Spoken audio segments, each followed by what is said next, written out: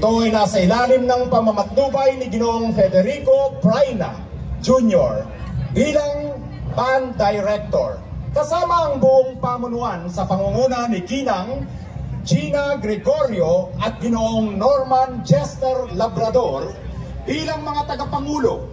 Sa kasalukuyan, ang bandang ito na mas kilala bilang KB11 or KB11 ay naging isa sa mga finalists sa 2016 NAMSIA competition. Bukod dito ay nakapagtanghal na rin sila sa iba't ibang lugar gaya ng Cultural Center of the Philippines, Concert at the Park sa Luneta, Senate Session Hall, Angel's Pizza, Branches Grand Opening, at marami pang iba. Sila ay binubuo ng mahigit 200 kasapi at karamihan ng mga profesional na sa kanilang mga napiling larangan. Sa kasalukuyan, nagpapatuloy ang banda sa paglinang ng kanilang talento sa musika at pagbabahagi sa mga kabataan na nais maging kasapi nito. Mga kalalawigan, ang KB11.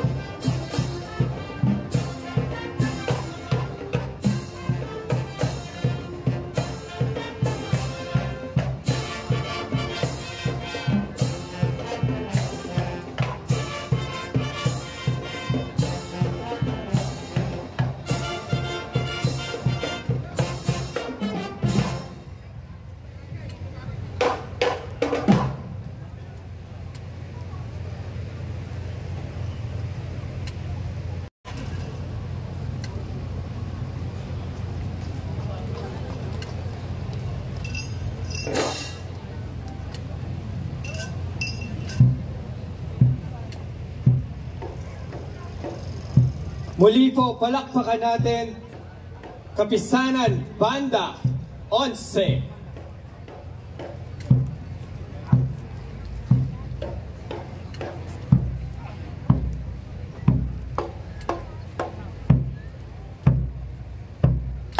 Ngayon naman po ay palakpakan natin ang pagpasok ng ating susunod na banda.